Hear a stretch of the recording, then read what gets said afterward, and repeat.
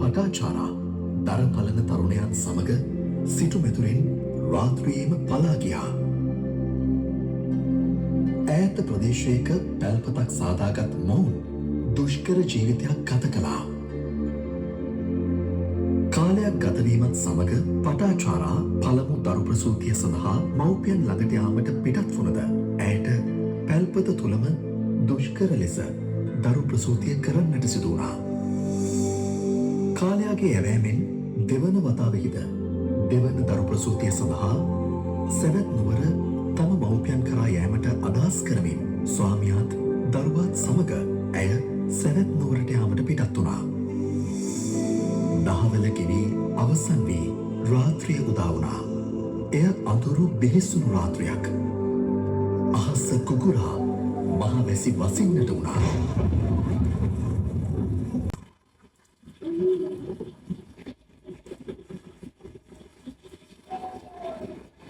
පටාචාරා ප්‍රසූත වේදනාවෙන් සිටින විට ස්වාමියා ඇයට ආහාරයක් ගැනීම සඳහා ලේබඳු රැගෙන ඒමට මහා වනයට ඇතුළු වුණා.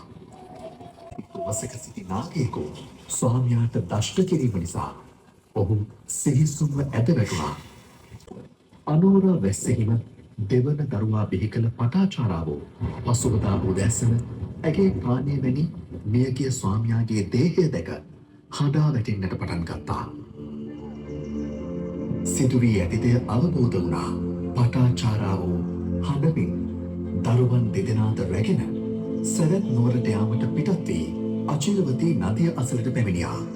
පෙරදා මහා වැස්සෙන් දෙගොඩ තලා යන අචිලවතී නදියෙන් දරුවන් දෙදෙනාම රැගෙන එකවර යා නොහැකි නිසා වැඩිමහල් දරුවා මෙගොඩ තියා අලුත උපන් දරුවා ගඟෙන් එතෙර කර ගම් ඉවුර මත තැබුවා. අනෙක් දරුවා රැගෙන ඒමට නැවත ගඟට බැසගත් එය දිය රැලි නගමින් පහළ බසින ගඟ මැදට පැමිණියා. අලුත උපන් බෙලිඳු දරුවා දුටු අහසෙහි පියාසර කරන උකුස්සෙකු පුංචි දරුවාත් රැගෙන අහසටම පියාසර කළා. පටාචාරා දරු සෙනෙහසින් විලාප තියමින් හඬමින් කෑ ගැසුවා, අත්පුඩි තැළුවා. එය දුටු වැඩිමහල් දරුවා අම්මා තමාට අඬ ගසනවා යයි සිතමින් දෙගොඩ තලා යන ගඟට බැස්සා. වැඩිමහල් දරුවා පටාචාරාගේ ඇස් ඉදිරි පිටව මහා දේරල අතරේ නොපෙනී ගියා. කිරිඳිවැලේ පින්බර භූමියේ ඉහළ මිල්ලතේ කමුතු සෙනෙහසේ ශ්‍රද්ධාවේ මල් පුදා සැවොමා නැගුවා මහා පහන් කුඩුව බැති සිතින්